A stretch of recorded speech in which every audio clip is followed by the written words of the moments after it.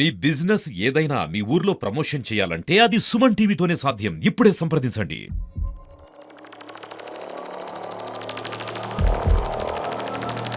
ఈ స్టేజ్ ఈ రోజు కనిపిస్తుంది కానీ మాది రైతు ఆత్మహత్య కుటుంబము. మా ఆయన పురుగుల మందు తాగి చనిపోయిండు.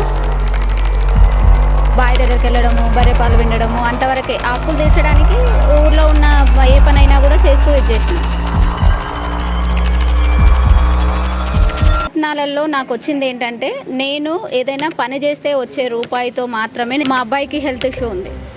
వానికి ఉన్న హెల్త్ ఇష్యూ కారణంగా అంటే ఈ రా మెటీరియల్ ఎక్కడి నుంచి వస్తుంది, అంటే మార్కెటింగ్ ఎట్లా? నేనే వెళ్తా జనాలలోకి. ఫస్ట్ ఎక్సెల్ మీద వెళ్ళేదాన్ని.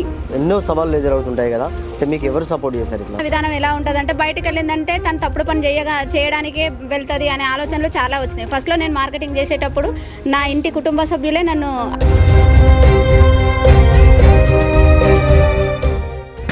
నమస్తే, వెల్కమ్ టు సుమన్ టీవీ. సాధించాలనే తపన ఉంటే ఏదైనా సాధ్యమే అని నిరూపిస్తుంది ఓ మహిళ. భర్త ఆత్మహత్య చేసుకున్న అయిన వారు ఎవరు దగ్గరికి రానియకపోయినా కూడా పట్టు వదలని విక్రమార్కురాలిలా కూడా ఒక చిన్న వ్యాపారం స్టార్ట్ చేసి ఇప్పుడు 10 మందికి ఉపాధిని కల్పిస్తుంది. ఈ స్టోరీ ఏంటని అనుకుంటున్నారా? గజ్వెల్లోని ఓ మహిళ జూట్ బ్యాగులు తయారు చేస్తూ 10 మందికి ఉపాధి కల్పిస్తుంది. ఈ స్టోరీ ఏంటో సుమన్ టీవీ ప్రత్యేక కథనంలో చూద్దాం.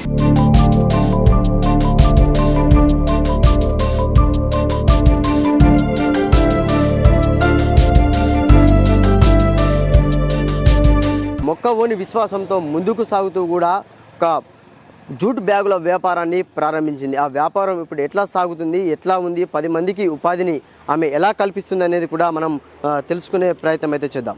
సార్, ఇప్పుడు మనతో పాటు అయితే మంజుల గారు ఉన్నారు. అంటే ఒక 10 మంది మహిళలకు ఉపాధిని కల్పిస్తూ కూడా ఆమె కడు పేదరికం నుండి బయటకు వచ్చి ఇప్పుడైతే 10 మందికి ఉపాధిని కల్పిస్తుంది. అంటే చెప్పండి మంజుల గారు, అంటే మీకు ఈ ఆలోచన ఎట్లా వచ్చింది? అసలు మీరు ఏ స్టేజ్ నుంచి ఇక్కడికి వచ్చారు? అసలు మాది ఫస్ట్ ఈ స్టేజ్ ఈరోజు కనిపిస్తుంది కానీ మాది రైతు ఆత్మహత్య కుటుంబము. మాది మా ఆయన పురుగుల మందు తాగి చనిపోయిండు. అప్పుల బాధతో సూసైడ్ చేసుకుండు. అక్కడి నుంచి అప్పుడు ఉండే సిచ్యువేషన్స్ ప్రకారం నేను చాలా వరకు నాకు ఏం చేయాలనేది తెలియలేదు. దాంట్లోనే నేను అప్పుడు బావి దగ్గరికి వెళ్ళడము, బర్రె పాలు వినడము అంతవరకే. ఆ అప్పులు తీర్చడానికి ఊర్లో ఉన్న ఏ పనైనా కూడా చేస్తూ ఇచ్చేసిన. తర్వాత నాకు ఒక 1 ఇయర్ బాబు పుట్టేంత వరకు నేను గవర్నమెంట్కు సంబంధించిన ఎక్స్రేషియా కోసం చాలా రకాలుగా ప్రయత్నం చేసిన. అక్కడ ప్రయత్నాలలో నాకు వచ్చింది ఏంటంటే, నేను ఏదైనా పని చేస్తే వచ్చే రూపాయితో మాత్రమే నేను చేయగలుగుతాననే ఆలోచనతోటి నేను ఫస్ట్ మిషన్ కుట్టేదాన్ని, బట్టలు కుట్టడం స్టార్ట్ చేసుకున్నా. దానికి కూడా నాకు వీటికి కూడా నాకు రూపాయి గిట లేకుంటే ఇస్తారన్నా అని పిలుపు సంస్థ నుంచి ఒక అన్నయ్య నాకు 5,000 సహాయం అందించడంతో ఆ 5,000తో నేను అప్పుడు బట్టలు కుట్టడానికి స్టార్ట్ అయ్యా. అప్పటి నుంచి ఆ బట్టలు కుట్టడంతో మెల్లగా వాళ్ళు ఇంకొక 20,000 ఇచ్చారు. నేను చేసే పనిని చూసి ఒక 20,000 ఇచ్చారు. ఆ 20,000తోటి నేను ఇంత బ్యాంగిల్ స్టోర్ పెట్టుకున్నా. దాన్ని ఒకటి వెనుక ఒకటి చేసుకుంటూ ఒక షాప్గా ఏర్పాటు చేసుకొని అప్పు తీరేంత వరకు నేను అదే దాంట్లో ఉన్నా. ఇప్పుడు ఈ జూట్కి 2017లో వచ్చిన నేను. 2015 జనవరి 26లో మా హస్బెండ్ చనిపోయిండు. 2017 నేను డిసెంబర్ 22కు గజ్వెల్కి వచ్చిన. గజ్వెల్కి వచ్చినప్పుడు నేను జూట్ బ్యాగ్స్ అనే ఆలోచన నాకేం లేకుండే. గదే బట్టలు కుట్టుకుంటూ ఉండేదాన్ని. ఆ కుట్టుకుంటున్న క్రమంలో మా అబ్బాయికి హెల్త్ ఇష్యూ ఉంది. వానికి ఉన్న హెల్త్ ఇష్యూ కారణంగా ప్లాస్టిక్ వల్లనే ఎక్కువ, ఇంత చిన్న అబ్బాయికి లంగ్స్ ప్రాబ్లం వచ్చింది అంటే ఇలాంటి వ్యర్థ పదార్థాల నుంచి ఇలాంటివి రాకుండా ఆల్టర్నేటివ్గా నేను జనాలలోకి ఏం తీసుకెళ్ళాలి అనే దానికి ఆలోచిస్తూ అదొక ఆలోచనలోనే ఉన్నా, స్టార్ట్ చేయలేదు. డ్రై ఫ్రూట్స్ తెచ్చుకొని కరోనాలో డ్రై ఫ్రూట్స్ మార్కెటింగ్ చేసుకుంటున్న క్రమంలో నాకేమనిపించిందంటే, దీనికి ఆల్టర్నేటివ్ ఉంది.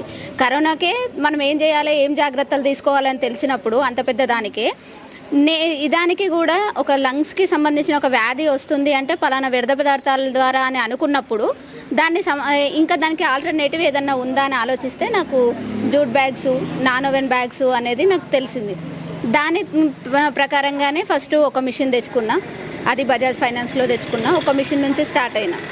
ఇక దాన్ని జనాలలోకి డ్రై ఫ్రూట్స్ ద్వారా షాపులలో వాళ్ళందరికీ ఏ రకంగా అయితే నేను వాళ్ళకి చేసుకున్నానో అదే రకంగా నాకు ఒకటికొకటి చేసుకుంటూ వచ్చిన. ఇప్పుడు ఇది మీరు స్థాపించారు, సంకల్పంతో స్థాపించారు, చేశారు, కానీ అంటే ఈ రా మెటీరియల్ ఎక్కడి నుంచి వస్తుంది, అంటే మార్కెటింగ్ ఎట్లా అవుతుంది అసలు ఇప్పుడు?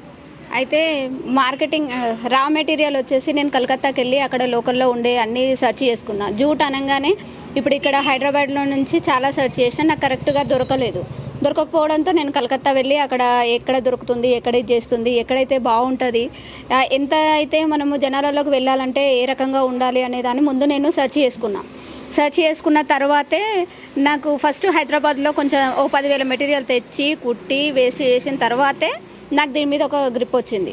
ఒకేసారిగా నేను దీనికి ఏమి ఇది చేయలేదు.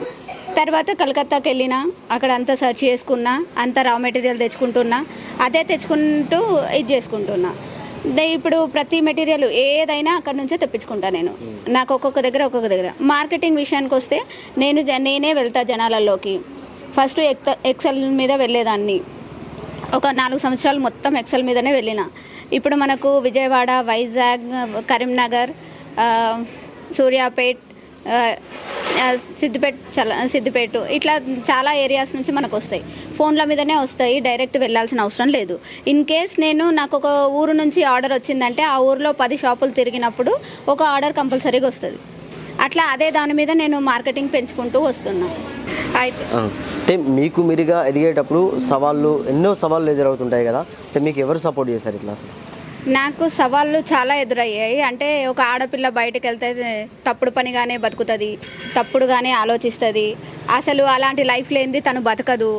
ఎంతసేపు వాళ్ళ ఆలోచన విధానం ఎలా ఉంటుందంటే బయటకు వెళ్ళిందంటే తను తప్పుడు పని చేయడానికే వెళ్తుంది అనే ఆలోచనలు చాలా వచ్చినాయి. ఫస్ట్లో నేను మార్కెటింగ్ చేసేటప్పుడు నా ఇంటి కుటుంబ సభ్యులే నన్ను అవహేళన చేసిరు. కాకపోతే ఏంటంటే నాకు అన్నిటికీ అండగా నిలబడి నిన్ను ఎవరేమన్నా ఎవరిది చేసినా నేను ఒక తల్లిగా తండ్రిగా మేము తోడున్నామని మా అక్క బావ ఇక్కడికి వచ్చిన తర్వాత నాకు తోడుగా నిలబడ్డారు. మా బావ పేరు ఎనగుర్తి యాదగిరి, మా అక్క పేరు ఎనగుర్తి కృష్ణలీల. ఇప్పటికీ నేను చేసే ప్రతి పనిలో నా తోడుంటారు. నేను ఎన్ని రకాలుగా రాత్రి విజయవాడలో ఆర్డర్ డెలివరీ ఇవ్వాలంటే రాత్రి 6 గంటలకు వెళ్ళి పొద్దున్న 6 వరకు మళ్ళీ నేను గజ్వెల్లో ఉంటా. అన్ని రకాలుగా ఉన్నా కూడా నాకు ఎన్నో రకాల సవాళ్ళు ఎదురైనా కూడా కొన్ని సందర్భాల్లో నేను ఎదుర్కోలేని సమస్యలను ప్రతి ఒక్కదాన్ని మా అక్క బావనే నాకు చాలా సపోర్ట్గా ఉండి నన్ను ఇంకా ముందుకెళ్ళాలి మా చెల్లె అనేసి నన్ను ముందుకు నడిపిస్తూ ఉన్నారు.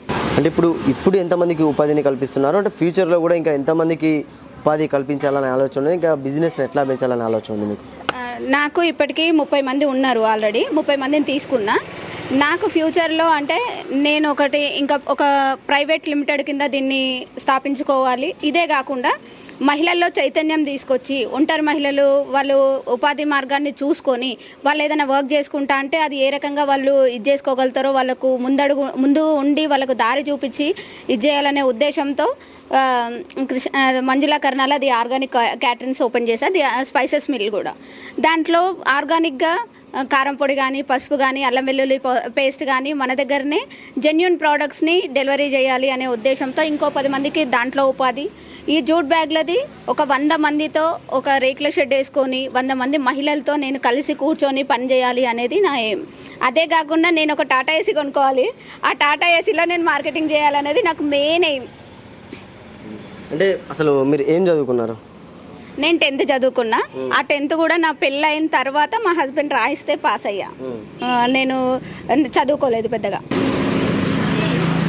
సో చూశారు కదండి, ఒక చిన్న ఆలోచన ఒక 10 మందికి తనతో పాటు ఉపాధిని కల్పిస్తూ ఎంతో మందికి అన్నం పెడుతుంది. కెమెరామెన్ రమేష్తో సతీష్, సుమన్ టీవీ, సిద్దిపేట.